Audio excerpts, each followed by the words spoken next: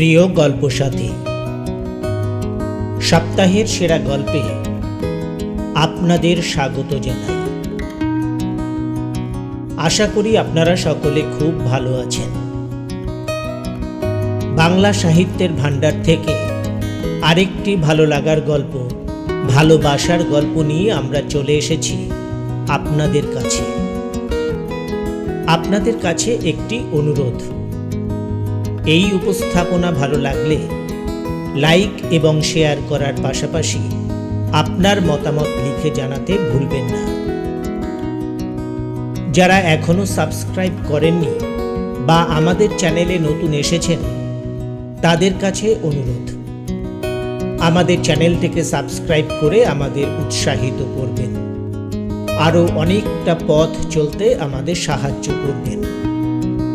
আর অবশ্যই বেল আইকনটি প্রেস করুন।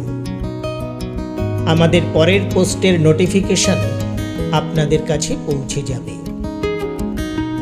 শুনুন, সুশীল মজুমদার ক্রিয়েশনসের নিবেদনে আজকের ভালো লাগার গল্প, ভালোবাসার গল্প, প্রখ্যাত সাহিত্যিক বিভূতিভূষণ বন্দ্যোপাধ্যায়ের অন্যতম সেরা গল্প উপেক্ষিতা।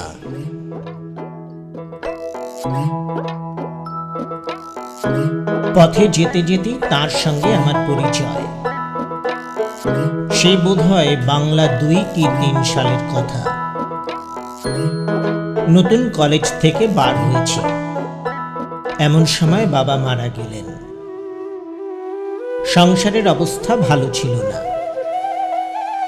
স্কুল মাস্টারি নিয়ে গেলুম হুগলি জেলার একটা পাড়া গাঁয়ে। গ্রামটির অবস্থা একসময় খুব ভালো থাকলেও আমি যখন গেলুম তখন তার অবস্থা খুব শোচনীয়। খুব বড় গ্রাম, অনেকগুলি পাড়া। গ্রামের এক প্রান্ত থেকে আরেক প্রান্ত বোধহয় 1 ক্রোশেরও উপর। প্রাচীন আম কাঁঠালের বনে সমস্ত গ্রামটি অন্ধকার। আমি ও গ্রামে থাকতুম না। গ্রাম থেকে প্রায় 1 মাইল দূরে সেই গ্রামের রেল স্টেশন। স্টেশন মাস্টারের একটি ছেলে পড়ানোর ভার নিয়ে সেই রেলের PWD এর একটা পরিত্যক্ত বাংলোয় থাকত। চারিদিকে নির্জন মাঠ, মাঝে মাঝে তাল বাগান। স্কুলটি ছিল গ্রামের ও প্রান্তে। মাঠের মধ্যে নেমে হেঁটে যেতুম প্রায় 1 ক্রোশ। একদিন বর্ষাকাল, বেলা 10টা প্রায় বাজে। স্কুলে যাচ্ছি। সোজা রাস্তা দিয়ে না গিয়ে একটু শীঘ্র যাবার জন্য পাড়ার ভেতর দিয়ে একটা রাস্তা নেমে গিয়েছে, সেইটে দিয়ে যাচ্ছি। সমস্ত পথটা বড় বড় আম কাঁঠালের ছায়ায় ভরা। একটু আগে খুব এক পশলা বৃষ্টি হয়ে গিয়েছিল। আকাশ মেঘে আচ্ছন্ন ছিল। গাছের ডাল থেকে টুপ টুপ করে বৃষ্টির জল ঝরে পড়ছিল। একটা জীর্ণ ভাঙা ঘাটওয়ালা প্রাচীন পুকুরের ধার দিয়ে রাস্তা, সেই রাস্তা বেয়ে যাচ্ছি। সেই সময় কে একটি স্ত্রীলোক, খুব টকটকে রংটা, হাতে বালা অনন্ত, পরনে চওড়া লাল পাড় শাড়ি, বয়স 24-25 হবে। পাশের একটা সরু রাস্তা দিয়ে ঘোড়া নিয়ে উঠলেন আমার সামনের রাস্তায়। বোধহয় পুকুরে যাচ্ছিলেন জল আনবার জন্য। আমায় দেখে ঘোমটা টেনে পথের পাশে দাঁড়ালেন। আমি পাশ কাটিয়ে জোরে চলে গেলুম। আমার এখন স্বীকার করতে লজ্জা হয়, কিন্তু তখন আমি ইউনিভার্সিটির সদ্যপ্রসূত গ্রাজুয়েট, বয়স সবে 20, অবিবাহিত। সংস্কৃত কাব্য সাহিত্যের পাতায় পাতায় যেসব তরলিকা, মঞ্জুলিকা, বাসন্তী, উজ্জয়িনী বাসিনী, অগুরুবাস মোদিত কেশা তরুণী অভিসারিকার দল, তারা। আর তাদের সঙ্গে ইংরেজি কাব্যের কত অ্যালথিয়া, কত জেনেভিভ, থিওজেভিয়া, তাদের নীল নয়ন, আর তুষার ধবল কোমল বাহুবল্লী নিয়ে আমার তরুণ মনের মধ্যে রাত দিন একটা সুমিষ্ট কল্পলোকের সৃষ্টি করে রেখেছিল। তাই সেদিন সেই সুশ্রী তরুণী রূপ, তাঁর বালা অনন্ত পরা অনাবৃত হাত দুটির সুঠাম সৌন্দর্য, আর সকলের ওপর তাঁর পরনের শাড়ি দ্বারা নির্দিষ্ট তাঁর সমস্ত দেহের একটা মহিমান্বিত সীমারেখা আমাকে মুগ্ধ এবং অভিভূত করে ফেললে। আমার মনের ভিতর এক প্রকারের নূতন অনুভূতি, আমার বুকের রক্তের তালে তালে সেদিন একটা নূতন স্পন্দন আমার কাছে বড় স্পষ্ট হয়ে উঠল। বিকালবেলা রেললাইনের ধারে মাঠে গিয়ে চুপ করে বসে রইলাম। তালবাগানের মাথার উপর সূর্য অস্ত যাচ্ছিল। বেগুনি রঙের মেঘগুলো দেখতে দেখতে ক্রমে ধূসর, পরেই আবার কালো হয়ে উঠতে লাগলো। আকাশের অনেকটা জুড়ে মেঘগুলো দেখতে হয়েছিল যেন একটা আদিম যুগের জগতের উপরিভাগের বিস্তীর্ণ মহাসাগর। বেশ কল্পনা করে নেওয়া যাচ্ছিল সেই সমুদ্রের চারিপাশে একটা গাঢ় রহস্য ভরা অজ্ঞাত মহাদেশ, যার অন্ধকারময় বিশাল অরণ্যানীর মধ্যে প্রাচীন যুগের লুপ্ত অতিকায় প্রাণীরা সব ঘুরে বেড়াচ্ছে। দিন কেটে গিয়ে রাত হলো। বাসায় এসে কিটস পড়তে শুরু করলাম। পড়তে পড়তে কখন ঘুমিয়ে পড়েছি। মাটির প্রদীপের বুক পুড়ে উঠে প্রদীপ কখন নিভে গিয়েছে। অনেক রাত্রে উঠে দেখলুম বাইরে টিপ টিপ বৃষ্টি পড়ছে, আকাশ মেঘে অন্ধকার। তারপর দিনও পাড়ার ভিতর দিয়ে গেলুম। সেদিন কিন্তু তাকে দেখলুম না। আসবার সময়ও সেখান দিয়েই এলুম, কাউকে দেখলুম না। পরদিন ছিল রবিবার। সোমবার দিন আবার সেই পথ দিয়েই গেলুম।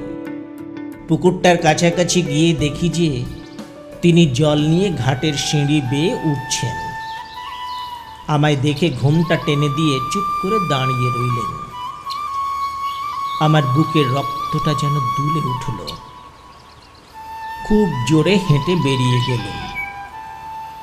রাস্তার বাঁকের কাছে গিয়ে ইচ্ছা আর দমন করতে না পেরে একবার পিছন ফিরে তাকালুম। দেখি তিনি ঘাটের উপর উঠে ঘোমটা খুলে কৌতূহলী নেত্রে আমার দিকেই চেয়ে রয়েছেন। আমি চাইতেই ঘোমটা আবার টেনে দিলেন। ওপরের পথটা ছেড়েই দিলুম একেবারে। পুকুরের পথ দিয়েই রোজ যাই। দু একদিন পরে আবার একদিন তাকে দেখতে পেলুম। আমার মনে হলো সেদিনও তিনি আমায় একটু আগ্রহের সঙ্গে লক্ষ্য করলেন। এইভাবে 15-20 দিন কেটে গেল। কোনোদিন তাকে দেখতে পাই, কোনোদিন পাই না। আমার কিন্তু বেশ মনে হতে লাগলো তিনি আমার প্রতি দিন দিন আগ্রহান্বিতা হয়ে উঠছেন। আজকাল ততটা ত্রস্তভাবে ঘোমটা দেন না। আমারও কি হলো, তার গতিভঙ্গির একটা মধুর শ্রী, তার দেহের একটা শান্ত কমনীয়তা আমায় দিন দিন যেন অক্টোপাসের মতো জড়িয়ে ফেলতে লাগলো। একদিন তখন আশ্বিন মাসের প্রথম, শরৎ পড়ে গিয়েছে। নীল আকাশের সাদা সাদা লঘু মেঘখণ্ড উড়ে যাচ্ছে। চারিদিকে খুব রৌদ্র ফুটে উঠেছে। রাস্তার পাশের বনকচু, ভাট শেওড়া, কুঁচলতার ঝোপ থেকে একটা কটু তিক্ত গন্ধ উঠছে। শনিবার সকাল সকাল স্কুল থেকে ফিরছি। রাস্তা নির্জন, কেউ কোনো দিকে নেই। পুকুরটার পথ ধরেছি। একদল ছাতারে পাখি পুকুরের ওপারের ঝোপের মাথায় কিচকিচ করছিল। পুকুরের জলের নীল ফুলের দলগুলো রৌদ্র তাপে মুড়েছিল। আমি আশা করিনি এমন সময় তিনি পুকুরের ঘাটে আসবেন। কিন্তু দেখলুম তিনি জল ভরে উঠে আসছেন। এর আগে 4-5 দিন তাকে দেখিনি। হঠাৎ কি মনে হলো একটা বড় দুঃসাহসের কাজ করে বসল। তার কাছে গিয়ে বললুম, দেখুন, কিছু মনে করবেন না আপনি। আমি এখানকার স্কুলে কাজ করি। রোজ এই পথে যেতে যেতে আপনাকে দেখতে পাই। আমার বড় ইচ্ছে করে আপনি আমার বোন হন। আমি আপনাকে বৌদিদি বলবো। আমি আপনার ছোট ভাই, কেমন তো? তিনি আমার কথার প্রথম অংশটায় হঠাৎ চমকে উঠে কেমন জড়সড় হয়ে উঠেছিলেন। দ্বিতীয় অংশটায় তাঁর সে চমকানো ভাবটা একটু দূর হলো। ঘোড়া কাঁখে নিচু চোখে চুপ করে দাঁড়িয়ে রইলেন। আমি যুক্ত করে প্রণাম করে বললুম, বৌদিদি, আমার এই ইচ্ছা আপনাকে পূর্ণ করতে হবে। আমাকে ছোট ভাইয়ের অধিকার দিতেই হবে আপনাকে। তিনি ঘুমটা অর্ধেকটা খুলে একটা স্থির শান্ত দৃষ্টিতে আমার দিকে চাইলেন। সুশ্রী মুখ যে আমি কখনো দেখিনি তা নয়, তবুও মনে হলো তার ডাগর কালো চোখ দুটির শান্ত ভাব আর তার ঠোঁটের নিচে একটা বিশেষ ভাঁজ, এই দুটিতে মিলে তার সুন্দর মুখের গড়নে এমন এক বৈচিত্র্য এনেছে যা সচরাচর চোখে পড়ে না। খানিকক্ষণ দুজনেই চুপ করে রইল। তারপর তিনি জিজ্ঞাসা করলেন, তোমার বাড়ি কোথায়? আনন্দে সারা গা কেমন শিউরে উঠল। বললুম, কলকাতার কাছে 24 পরগনা জেলায় একটা স্টেশনে থাকি। তোমার নাম কি? নাম বললুম। তোমার বাড়িতে কে কে আছেন? এখন বাড়িতে শুধু মা আর দুটি ছোট ছোট ভাই আছে। বাবা এই 2 বছর মারা গিয়েছেন। তিনি একটু যেন আগ্রহের সুরে বললেন, তোমার কোনো বোন নেই? আমার 2জন বড় বোন ছিলেন, তারা অনেক দিন মারা গিয়েছেন। বড়দি যখন মারা যান তখন আমি খুব ছোট। মেজদি 5-6 বছর মারা গিয়েছেন। আমি এই মেজদিকেই জানতাম। তিনি আমায় বড় ভালোবাসতেন। তিনি আমার চেয়েও 6 বৎসরের বড় ছিলেন। তার দৃষ্টি একটু ব্যথা কাতর হয়ে এলো। জিজ্ঞাসা করলেন, তোমার মেজদি থাকলে এখন তার বয়স কত হতো? এই 26 বছর। তাই বুঝি ভাইটির আমার একজন বোন খুঁজে বেড়ানো হচ্ছে না? কি মিষ্টি হাসি, কি মধুর শান্ত ভাব।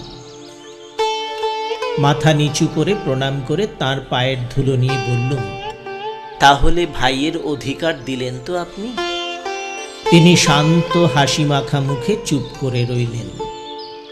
বৌদি, আমি জানতুম আমি পাব। আগ্রহের সঙ্গে খুঁজলে ভগবানও নাকি ধরা দেন। আমি একজন বোন অনায়াসেই পাব। আচ্ছা, এখন আসি। আপনি কিন্তু ভুলে যাবেন না বৌদি, আপনার যেন দেখা পাই। রবিবার বাদে আমি 2 বেলাই এই রাস্তা দিয়ে যাব। আমার মাঠের ধারের তালবাগানটার পাখিগুলো রোজই সকাল বিকাল ডাকে।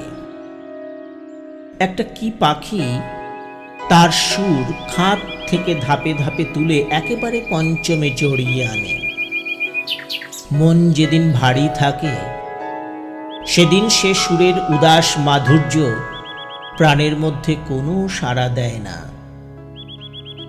আজ দেখলুম পাখিটার গানের সুরের স্তরে স্তরে হৃদয়টা কেমন লঘু থেকে লঘুতর হয়ে উঠছে। মনে হতে লাগলো জীবনটা কেবল কতকগুলো স্নিগ্ধ ছায়াশীতল পাখির গানে ভরা অপরাহ্নের সমষ্টি, আর পৃথিবীটা শুধু নীল আকাশের তলায় ইতস্তত বর্ধিত অযত্ন সম্ভূত তাল নারিকেল গাছের বন দিয়ে তৈরি। যাদের ঈষৎ কম্পমান দীর্ঘ শ্যামল পত্র শীর্ষ অপরাহ্নে অবসন্ন রৌদ্রে চিকচিক করছে। তার পরদিন বৌদিদির সঙ্গে দেখা হলো ছুটির পর বিকালবেলা। বৌদিদি যেন চাপা হাসির সুরে জিজ্ঞাসা করলেন, এই যে বিমলের বুঝি আজ খুব সকাল সকাল স্কুলে যাওয়া হয়েছিল? বেশ বৌদি, আমি ও বেলা তো ঠিক সময়ে গেলুম, আপনিই ছিলেন না। এখন দোষটা বুঝি আমার ঘাড়ে চাপানো হচ্ছে না? আর বৌদি, ঘাটে ও বেলা আরো সব মেয়েরা ছিলেন। তাই তো, ভাইটির আমার ওবেলা বড় বিপদ গিয়েছে তাহলে। আমার একটু লজ্জা হলো, ভালো করে জবাব দিতে না পেরে বললুম, তা নয় বৌদি, আমি এখানে অপরিচিত, পাড়ার মধ্যে দিয়ে পথ, পাছে কেউ কিছু মনে করে। বৌদিদির চোখের কৌতুক দৃষ্টি তখনও যায়নি। তিনি বললেন, আমি ওবেলা ঘাটের জলেই ছিলাম বিমল। তুমি এই চটকা গাছটার তলায় গিয়ে একবার ঘাটের দিকে চেয়ে দেখলে, আমায় তুমি দেখতে পাওনি। বৌদি, আপনার বাপের বাড়ি কোথায়? খোলাপোতা চেনো? সেই খোলাপোতায়। আমি ইতস্তত করছি দেখে আমায় আরেকটু বিশদ সংবাদ দিয়ে বললেন, ওই যে খোলাপোতার রাস। বৌদিদির হাসি ভরা দৃষ্টি যেন একটু গর্ব মিশ্রিত হয়ে উঠল। কিন্তু বলা আবশ্যক যে খোলাপোতা বলে কোনো গ্রামের নাম আমি এই প্রথম শুনলাম। অথচ বৌদির বাপের বাড়ি যেখানে এমন রাস হয়, সেই বিশ্ব বিস্তৃত খোলাপোতার ভৌগোলিক অবস্থান সম্বন্ধে আমার অজ্ঞতা পাছে তার মনে ব্যথা দেয়, এই ভয়ে ভয়ে বলে ফেলল, ও সেই খোলাপোতায়? ওটা কোন জেলায় ভালো? বৌদিদির কাছ থেকে সাহায্য পাবার প্রত্যাশা করেছিল, কিন্তু দেখলুম তিনি সে বিষয়ে নির্বিকার। তার হাসি ভরা সরল মুখখানির দিকে চেয়ে আমার করুণা হলো। এ সমস্ত জটিল ভৌগোলিক তত্ত্বের মীমাংসা নিয়ে তাকে পীড়িত করতে আর আমার মন সরল না। বললুম, আচ্ছা বৌদি, আসি তাহলে। বৌদিদি তাড়াতাড়ি ঘোড়ার মুখ থেকে কলার পাতে মোড়া কি বার করলেন, সেটি আমার হাতে দিয়ে বললেন, কাল চাপড়া ষষ্ঠীর জন্য ক্ষীরের পুতুল তৈরি করেছিলাম, আর গোটা কতক কলার বড়া আছে, বাসায় গিয়ে খেও। 4-5 দিন জ্বর ভোগের পর একদিন পথ্য পেয়ে স্কুলে যাচ্ছি। বৌদিদির সঙ্গে দেখা।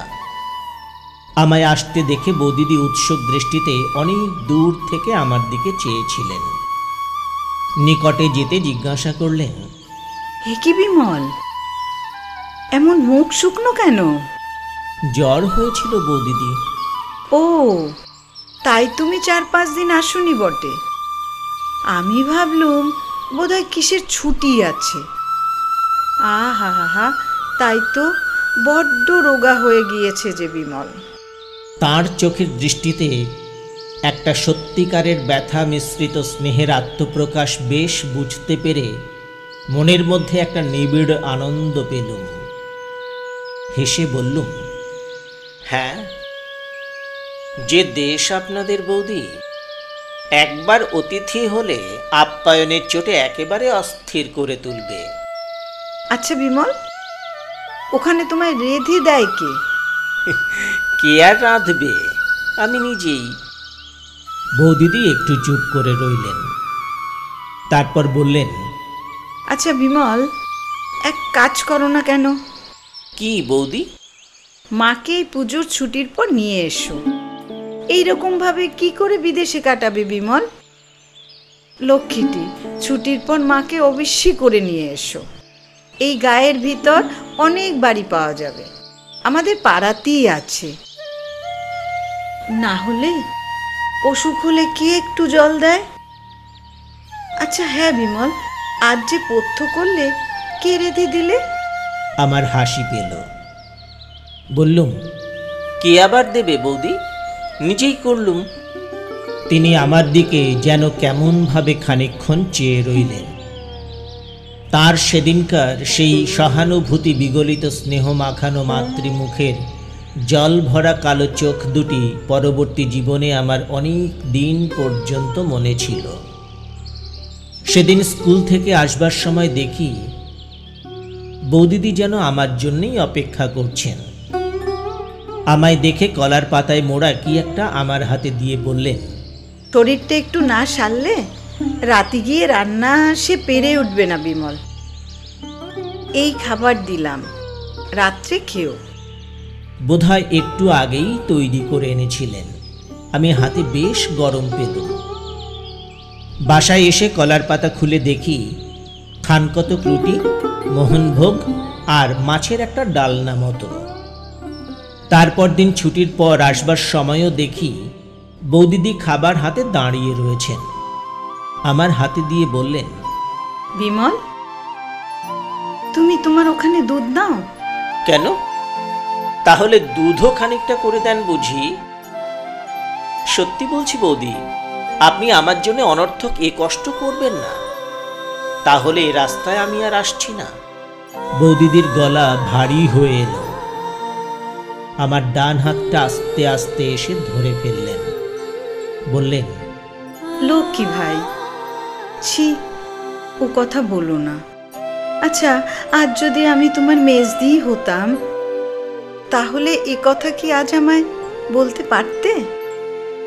আমার মাথায় দিব্যি রইল, এ পথে রোজ যেতেই হবে। সেই দিন থেকেই বৌদিদি রোজ রাত্রের খাবার দেওয়া শুরু করলেন। 7-8 দিন পরে রুটির বদলে কোনোদিন লুচি, কোনোদিন পরোটা দেখা দিতে লাগলো। তাঁর সে আগ্রহ ভরা মুখের দিকে চেয়ে আমি তাঁর সেসব স্নেহের দান ঠিক অস্বীকারও করতে পারতুম না, অথচ এই ভেবে অস্বস্তি বোধ করতুম যে আমার এই নিত্য খাবার জোগাতে না জানি বৌদিদিকে কত অসুবিধাই পোহাতে হচ্ছে। তারপরেই আশ্বিন মাসের শেষে পুজোর ছুটি এসে পড়াতে আমি নিষ্কৃতি পেলুম। সমস্ত পুজোর ছুটিটা কি নিবিড় আনন্দেই কাটল সেবার। আমার আকাশ বাতাস যেন রাত দিন আফিমের রঙিন ধুমে আচ্ছন্ন থাকত। ভোরবেলা উঠোনের শিউলি গাছের সাদা ফুল বিছানো তলাটা দেখলে হেমন্ত রাত্রির শিশিরে ভেজা ঘাসগুলোর গা যেমন শিউরে আছে, ওই রকম আমার গা শিউরে উঠত। কার উপর আমার জীবনের সমস্ত ভার অসীম নির্ভরতার সঙ্গে চাপিয়ে দিয়ে আমার মন যেন শরতের জল ভরা নামানো হালকা মেঘের মতো একটা সীমাহারা হাওয়ার রাজ্যে ভেসে বেড়াতে লাগলো। ছুটি ফুরিয়ে গেল। প্রথম স্কুল খোলবার দিন পথে তাকে দেখলুম না। বিকালে যখন ফিরি তখন শীতল হাওয়া একটু একটু দিচ্ছে। পথের ধারের এক জায়গায় খানিকটা মাটি কারা বর্ষাকালে তুলে নিয়েছিল। সেখানটায় এখন বনকচু, কালকাসুন্দা, ধুতুরা, কুচকাঁটা, ঝুমকো লতার দল পরস্পর জড়াজড়ি করে একটুখানি ছোট ছোট ঝোপ মতো তৈরি করেছে। শীতল হেমন্ত অপরাহ্নের ছায়া সবুজ ঝোপটির ওপর নেমে এসেছে। একটা মিষ্টি গন্ধ গাছগুলো থেকে উঠছে। এমন সুন্দর শ্রী হয়েছে ঝোপটির, সমস্ত ঝোপটি যেন বনলক্ষ্মীর শ্যামলা শাড়ির একটা অঞ্চল প্রান্তের মতো। তারপর দিন তাকে দেখলুম। তিনি আমায় লক্ষ্য করেননি, আপন মনে ঘাটের চাতালে উঠতে যাচ্ছিলেন। আমি ডাকলুম, বৌদি। বৌদিদি কেমন হঠাৎ চমকে উঠে আমার দিকে ফিরলেন। এ কি বিমল, কবে এলে? আজকে স্কুল খুললো, কিরকম আছো? সেই পরিচিত প্রিয় কণ্ঠস্বরটি, সেই স্নেহ ঝরা শান্ত চোখ দুটি। বৌদিদি আমার মনে ছুটির আগে যে স্থান অধিকার করেছিলেন, ছুটির পরের স্থানটা তার চেয়ে আরো ওপরে। আমি সমস্ত ছুটিটা তাকে ভেবেছি, নানা মূর্তিতে নানা অবস্থায় তাকে কল্পনা করেছি, নানা গুণ তাতে আরোপ করেছি। তাকে নিয়ে আমার মুগ্ধ মনের মধ্যে অনেক ভাঙাগড়া করেছি। আমার মনের মন্দিরে আমারই শ্রদ্ধা ভালোবাসায় গড়া তার কল্পনা মূর্তিকে অনেক অর্ঘ্য চন্দনে চর্চিত করেছি। তাই সেদিন যে বৌদিদিকে দেখলুম, তিনি পুজোর ছুটির আগেকার সেই বৌদিদি নন।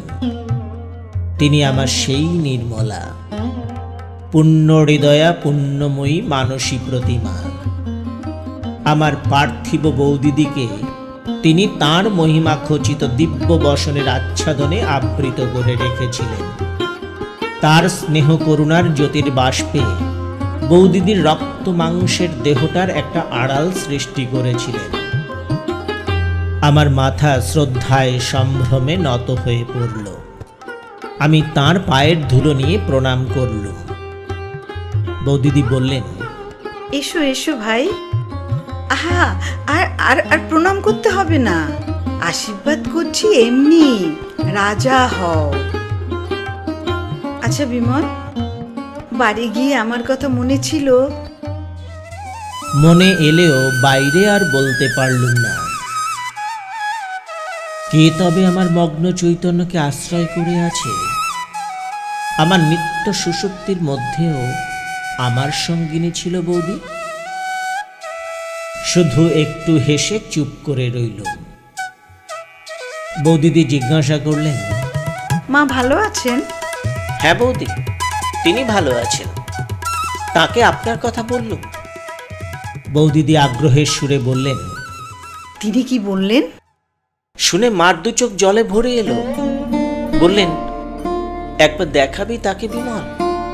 আমার নলিনীর শোক বোধ হয় তাকে দেখলে অনেকটা নিবারণ হয়। বৌদিদিরও দেখলুম দুই চোখ ছলছল করে এলো।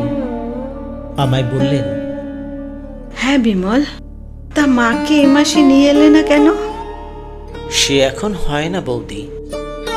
বৌদিদি একটু ক্ষুব্ধ হলেন। বললেন, বিমল, জানো তো সেবার কিরকম কষ্টটা পেয়েছো? এই বিদেশ বিভুই মাকে আনলে এই মিথ্যে কষ্টটা তো আর ভোগ করতে হয় না। বৌদি, আমি তো আর ভাবিনি যে আমি বিদেশে আছি। যেখানে আমার বৌদি রয়েছেন সে দেশ আমার বিদেশ নয়। মা না থাকলেও আমার এখানে ভাবনা কিসের বৌদি? বৌদিদির চোখে লজ্জা ঘনিয়ে এলো।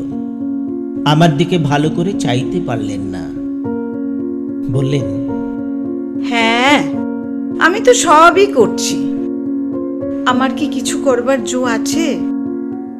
কত পরাধীন আমরা, তা তো জানো ভাই। ওসব নয়, তুমি এই মাসেই মাকে আনো। আমি কথাটাকে কোনো রকমে চাপা দিয়ে সেদিন চলে এলাম। তারপর দিন ছুটির পর বৌদির সঙ্গে দেখা। অন্যান্য কথাবার্তার পর আসবার সময় তিনি কলার পাতে মোড়া আবার কি একটা বার করলেন। তাঁর হাতে কলার পাতা দেখলেই আমার ভয় হয়। আমি শঙ্কিত চিত্তে বলে উঠলাম, ও আবার কি বৌদি? আবার সেই? বৌদিদি বাধা দিয়ে বললেন, আমার কি কোনো সাধ নেই বিমল? ভাইফোঁটাটা অমনি অমনি গেল, কিছু কি করতে পারলুম? কলার পাতা মোড়া রহস্যটি আমার হাতে দিয়ে বললেন, এতে একটু মিষ্টি মুখ করো, আর এটা নাও, একখানা কাপড় কিনে নিও। কথাটা ভালো করে শেষ না করেই বৌদি আমার হাতে একখানা 10 টাকার নোট দিতে এলেন। আমি চমকে উঠলাম। বললুম, এ কি বৌদি? না না, এ কিছুতেই হবে না। খাবার আমি নিচ্ছি, কিন্তু টাকা নিতে পারবো না। আমার কথাটার স্বর বোধ হয় একটু তীব্র হয়ে পড়েছিল। বৌদিদি হঠাৎ থতমত খেয়ে গেলেন। তার প্রসারিত হাতখানা ভালো করে যেন গুটিয়ে নিতেও সময় পেলেন না, যেন কেমন হয়ে গেলেন।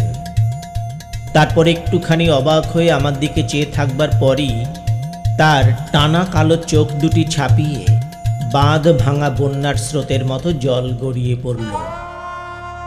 আমার বুকে যেন কিসের খোঁচা বিঁধল। এই নিতান্ত সরলা মেয়েটির আগ্রহ ভরা স্নেহ উপহার রূঢ়ভাবে প্রত্যাখ্যান করে তাঁর বুকে যে লজ্জা আর ব্যথার শূল বিদ্ধ করল, সে ব্যথার প্রতিঘাত অদৃশ্যভাবে আমার নিজের বুকে গিয়েও বাজল। আমি তাড়াতাড়ি দুই হাতে তার পায়ের ধুলো নিয়ে তার হাত থেকে নোটখানা ও খাবার দুই নিয়ে বললুম, বৌদি, ভাই বলে এ অপরাধ এবারটা মাপ করুন আমার, আর কখনো আপনার কথার অবাধ্য হব না। বৌদিদির চোখের জল তখনও থামেনি। দুই চোখ জলে ভরা সে তরুণী দেবীমূর্তির দিকে ভালো করে চাইতে না পেরে আমি মাথা নিচু করে অপরাধীর মতো দাঁড়িয়ে রইলুম। বাড়ি এসে দেখলুম কলার পাতের মধ্যে কতগুলো দুগ্ধ শুভ্র চন্দ্রপুলি, সুন্দর করে তৈরি। সমস্ত রাত ঘুমের ঘোরে বৌদিদির বিষণ্ণ কাতর দৃষ্টি বারবার চোখের সামনে ভাসতে লাগলো। মাসখানেক কেটে গেল। প্রায়ই বৌদিদির সঙ্গে দেখা হতো। এখন আমরা ভাই বোনের মতো হয়ে উঠেছিল, সেই রকমই পরস্পরকে ভাবতুম। একদিন আসছি, ফ্লানেল শার্টের একটা বোতাম আমার ছিল না। বৌদি জিজ্ঞাসা করলেন, এ কি, বোতাম কোথায় গেল? সে কোথায় গিয়েছে বৌদি, বোতাম পরাতে জানি, কাজেই ওই অবস্থা। তারপর দিন দেখলুম তিনি ছোঁচ সুতো বোতাম সমেতে এসেছেন। আমি বললুম, বৌদি, এটা ঘাটের পথ, আপনি বোতাম পরাতে পরাতে কেউ যদি দেখে তো কি মনে করবে? আপনি বরং ছোঁচটা আমায় দিন, আমি বাড়ি গিয়ে চেষ্টা করব। এখন তুমি চেষ্টা করে যা করবে তা আমি জানি। নাও, সরে এসো এদিকে। বাধ্য হয়েই সরে গেল। তিনি বেশ নিশ্চিন্তভাবেই বোতাম পরাতে লাগলেন। ভয়টা দেখলুম তার চেয়ে আমারই হলো বেশি। ভাবলুম, বৌদির তো সে কাণ্ডজ্ঞান নেই, কিন্তু যদি কেউ দেখে তো এর সমস্ত কষ্টটা ওকেই ভুগতে হবে। একদিন বৌদিদি জিজ্ঞাসা করলেন, বিমল, গোকুল পিঠে খেয়েছো? আমার মা খুব ভালো গোকুল পিঠে তৈরি করতেন, কাজেই ও জিনিসটা আমি খুব খেয়েছি। কিন্তু বৌদিদিকে একটু আনন্দ দেওয়ার জন্য বললুম, সে কিরকম বৌদি? আর রক্ষে নেই। তার পরদিনই বিকালবেলা বৌদিদি কলার পাতে মোড়া পিঠে নিয়ে হাজির। আমায় বললেন, তুমি এখানে আমার সামনেই খাও, ঘরার জলে হাত ধুয়ে ফেলো এখন। সর্বনাশ বৌদি, এই এতগুলো পিঠে খেতে খেতে এ পথে লোক এসে পড়বে, সে হয় না, আমি বাড়ি গিয়েই খাবো। বৌদিদি ছাড়বার পাত্রী নন, বললেন, না, কেউ আসবে না বিমল, তুমি এখানেই খাও। খেলুন। পিঠে খুব ভালো হয়নি, আমার মায়ের নিপুণ হাতের তৈরি পিঠের মতো নয়।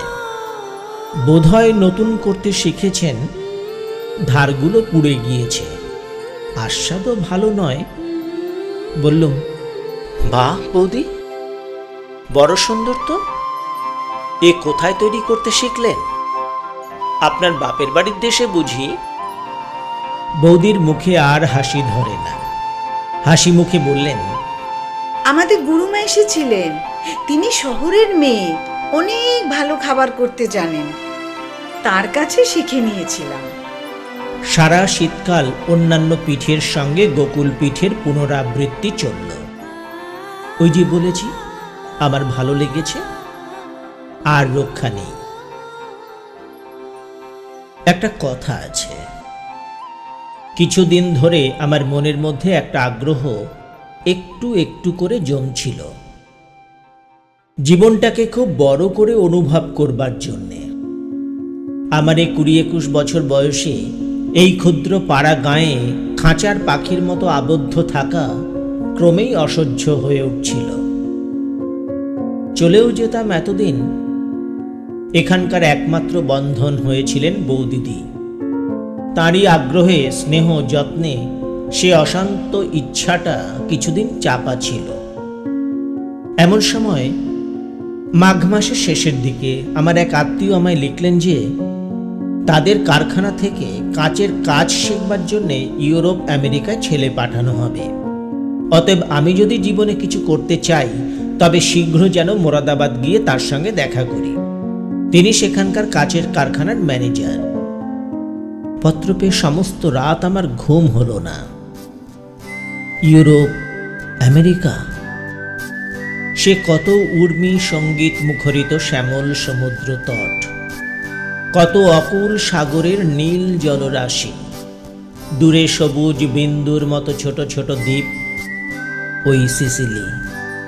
নতুন আকাশ, নতুন অনুভূতি, ডোভারের সাদা খড়ির পাহাড়, প্রশস্ত রাজপথে জনতার দ্রুত পাদচারণ, Ludgate circus, Tottenham court road, birch, willow, poplar, maple গাছের সে কত শ্যামল পত্র সম্ভার। আমার কল্পলোকের সঙ্গিনী কনককেশিনী, কত ক্লারা, কত মেরি, কত ইউজেনি। পরদিন সকালে পত্র লিখল, আমি খুব শীঘ্রই রওনা হব। স্কুলে সেদিনই নোটিশ দিল, 15 দিন পরে কাজ ছেড়ে দেব। মন বড় ভালো ছিল না। উপরের পথটা দিয়ে কয়েকদিন গেলুম। 10-12 দিন পরে নিচের পথটা দিয়ে যেতে যেতে একদিন বৌদিদির সঙ্গে দেখা। বৌদিদি একটু অভিমান প্রকাশ করলেন।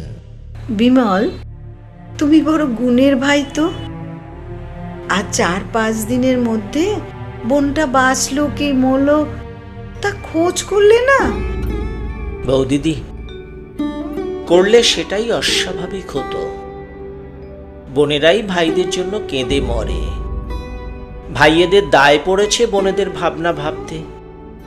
দুনিয়া শুদ্ধ ভাই বোনেরই এই অবস্থা। বৌদিদি খিলখিল করে হেসে উঠলেন।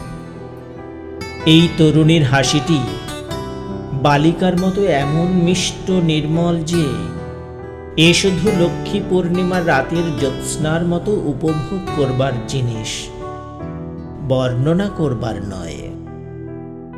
বললেন, তা জানি জানি, নাও আর গুমর করতে হবে না। সে গুণ যে তোমাদের আছে তা কি আমরা ভেতরে ভেতরে বুঝি না? কিন্তু বুঝে কি করব, উপায় নেই। আর হ্যাঁ, তা সত্যি সত্যি মাকে কবে আনছো? আমার কাজ ছেড়ে দেওয়ার কথা আমি বৌদিদিকে কিছু বলিনি।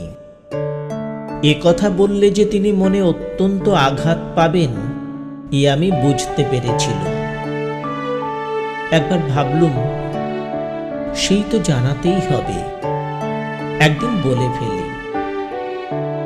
কিন্তু অমন সরল হাসি ভরা মুখ, অমন নিশ্চিন্ত শান্তির ভাব বলতে বড় বাঁধল। মনে মনে বললুম, তোমরা কেবল বুঝি স্নেহ ঢেলে দিতেই জানো। তোমাদের স্নেহ পাত্রদের বিদায়ের বাজনা যে বেজে উঠেছে, এ সম্বন্ধে এরকম অজ্ঞান কেন?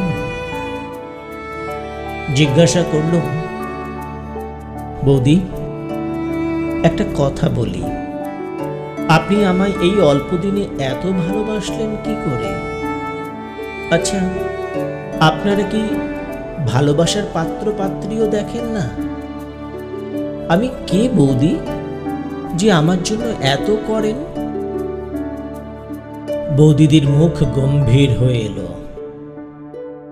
তার ওই এক বড় আশ্চর্য ছিল। মুখ গম্ভীর হলে প্রায়ই চোখে জল আসবে। জল কেটে গেল তো আবার হাসি ফুটবে, শরতের আকাশে রোদ বৃষ্টি খেলার মতো। বললেন, এতদিন তোমায় বলিনি বিমল। আজ 5 বছর হলো আমার ছোট ভাই আমার মায়া কাটিয়ে চলে গিয়েছে। তারও নাম ছিল বিমল। থাকলে সে তোমারই মতো হতো এতদিন। তোমারই মতো দেখতে। তুমি যেদিন প্রথম এই রাস্তা দিয়ে যাও, তোমায় দেখে আমার মনের মধ্যে সমুদ্র উথলে উঠল। সেদিন বাড়ি গিয়ে আপন মনে কত কেঁদেছিলাম। তুমি এখান দিয়ে যেতে, রোজ তোমাকে দেখতাম। যেদিন তুমি আপনা হতে দিদি বলে ডাকলে, সেদিন থেকে আজ পর্যন্ত যে কি সুখে আছি তা বলতে পারি নে। তোমায় যত্ন করে তুমি যে বড় বোনের মতো ভালোবাসো, তাতে আমি বিমলের সুখ অনেকটা ভুলেছি। ওই এক ভাই ছিল আমার। তুলসী তলায় রোজ সন্ধ্যাবেলা কত প্রণাম করি, বলি, ঠাকুর, এক বিমলকে তো পায়ে টেনে নিয়েছ, আর এক বিমলকে যদি দিলে তোর মঙ্গল করো, একে আমার কাছে রাখো। চোখের জলে বৌদিদির গলা আড়ষ্ট হয়ে গেল। আমি কিছু বললাম না। বলবো কি? একটু পরে বৌদিদি নিজেকে একটু সামলে নিয়ে জল ভরা চোখ দুটি তুলে আমার মুখের দিকে চাইলেন। কি সুন্দর তাকে দেখাচ্ছিল। কালো চোখ দুটি ছলছল করছে, টানা ভুরু যেন আরো নেমে এসেছে, চিবুকের ভাঁজটি আরো পরিস্ফুট, যেন কোন নিপুণ প্রতিমাকারক সরু বাঁশের চেঁচাড়ি দিয়ে কেটে তৈরি করেছে। পথের পাশেই প্রথম ফাল্গুনের মুগ্ধ আকাশের তলায় আঁকড় ফুলের একটা ঝোপে কাঁটাওয়ালা ডালগুলিতে থলো থলো সাদা ফুল ফুটেছিল। মনের ফাঁকে ফাঁকে নেশা জমিয়ে আনে এমন তার মিষ্টি গন্ধ। দুজনে অনেকক্ষণ কথা বলতে পারলুম না। খানিক পরে বৌদিদি বললেন, সেই জন্যই বলছি ভাই, মাকে আনো। আমাদের পাড়ায় চৌধুরীদের বাড়িটা পড়ে আছে, ওরা এখানে থাকে না। খুব ভালো বাড়ি, কোনো অসুবিধা হবে না। তুমি মাকে নিয়ে এসো, ওখানেই থাকো। সে তাদের পত্র লিখলেই তারা রাজি হবেন। বাড়ি তো এমনিই পড়ে আছে। তোমার বোন পরাধীন, কিচ্ছু করবার ক্ষমতা নেই। তুমি দুবেলা ঘাটের পথ দিয়ে যেও, দেখি আমি শান্তি পাবো ভাই। মাকে এই মাসেই আনো। কেমন করে তা হবে? একটু চুপ করে থেকে জিজ্ঞাসা করলুম, বৌদি, আমি এখানে থাকলে কি আপনি খুব সুখী হন? কি বলবো বিমল, মাকে আনলে তোমার কষ্টটাও কম হয়, তা বুঝেও আমার সুখ। আর বেশ দুটি ভাই বোন এক জায়গায় থাকবো, 12 মাস দুবেলা দেখা হবে, কি বলো?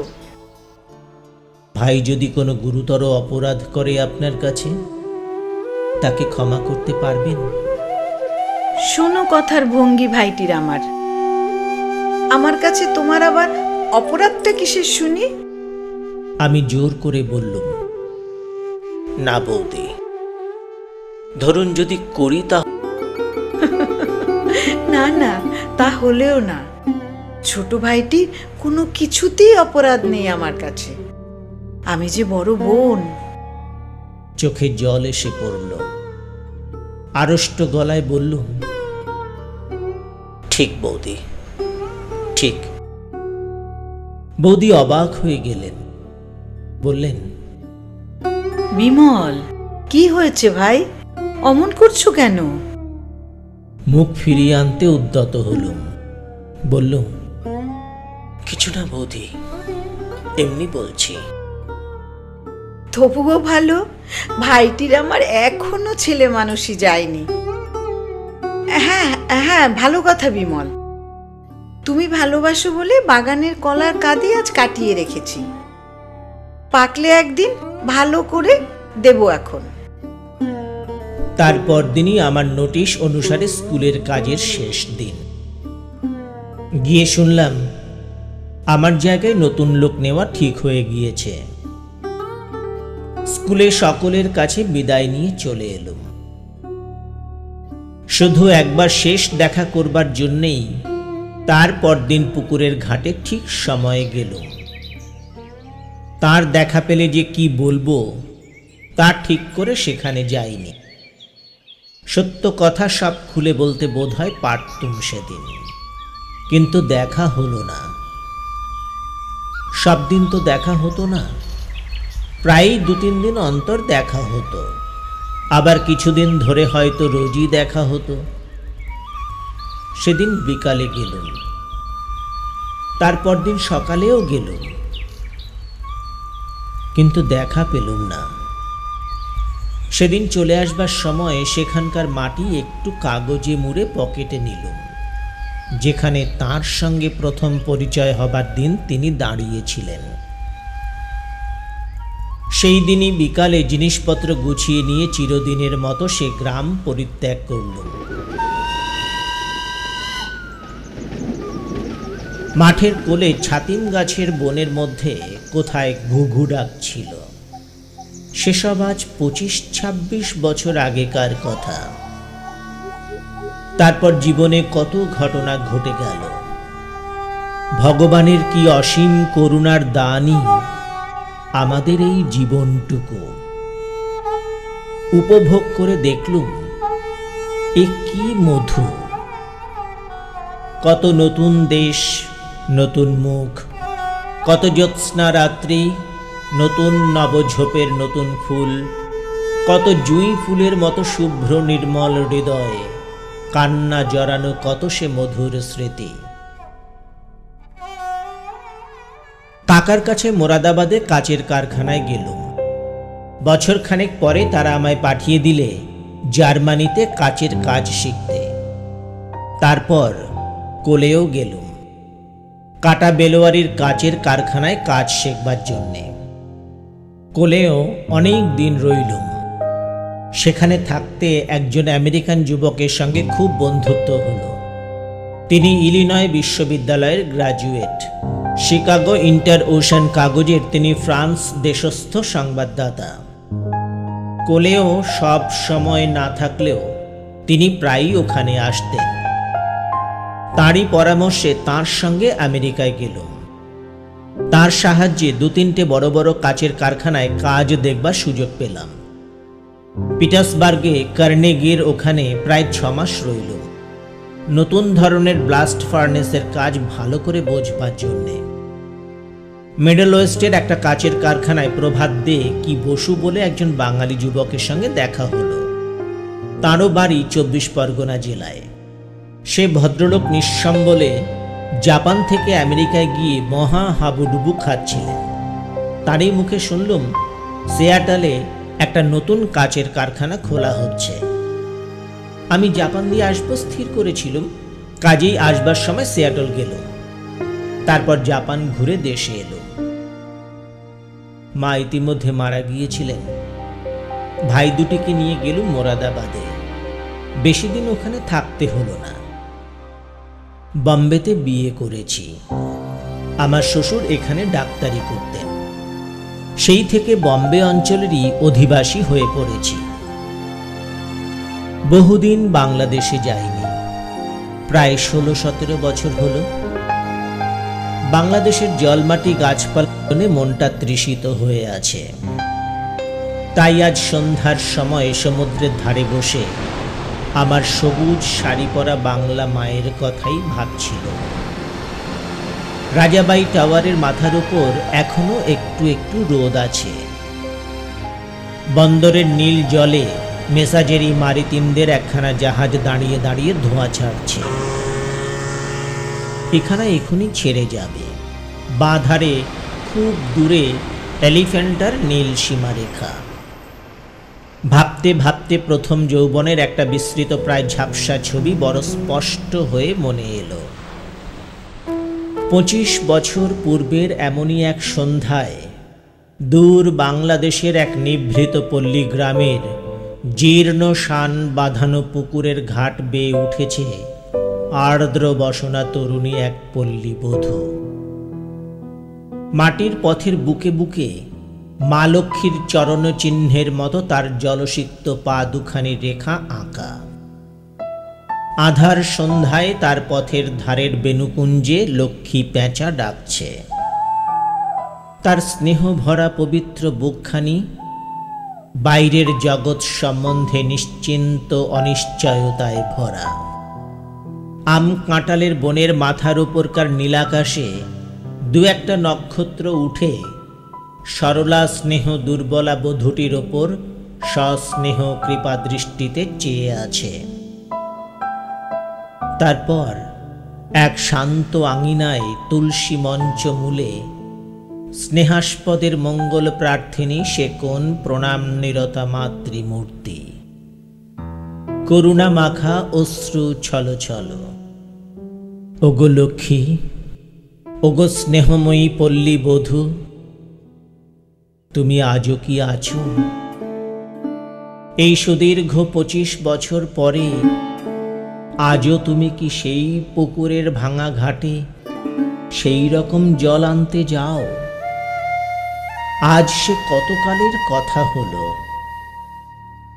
তারপর জীবনে আবার কত কি দেখলুম, আবার কত কি পেলুম।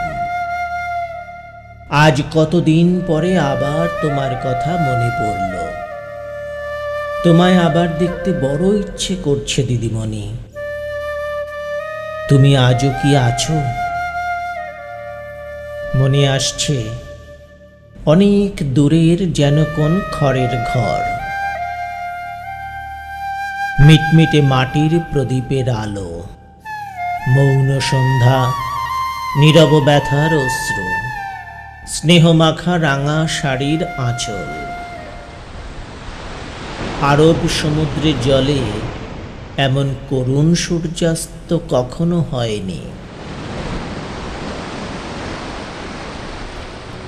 প্রিয় গল্প সাথী, আজ শুনলেন প্রখ্যাত সাহিত্যিক বিভূতিভূষণ বন্দ্যোপাধ্যায়ের অন্যতম সেরা গল্প উপেক্ষিতা।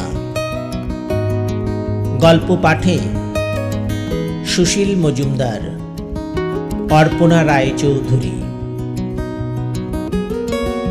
এই উপস্থাপনা ভালো লাগলে লাইক এবং শেয়ার করার পাশাপাশি আপনার মতামত লিখে জানাতে ভুলবেন না। পরের উপস্থাপনা নিয়ে খুব শীঘ্রই উপস্থিত হব আপনাদের কাছে। আমাদের পরের উপস্থাপনার নোটিফিকেশন পেতে বেল আইকনটি প্রেস করুন। আর যারা এখনো সাবস্ক্রাইব করেননি বা যারা আমাদের এই চ্যানেলে নতুন এসেছেন তাদের স্বাগত জানিয়ে অনুরোধ করছি, আমাদের চ্যানেলটিকে সাবস্ক্রাইব করে আমাদের উৎসাহিত করবেন, আরও অনেকটা পথ চলতে আমাদের সাহায্য করবেন। আজকের মতো বিদায় নিচ্ছি। আপনাদের সঙ্গে আবার যোগাযোগ হবে পরের উপস্থাপনায়। সকলে ভালো থাকবেন। নমস্কার।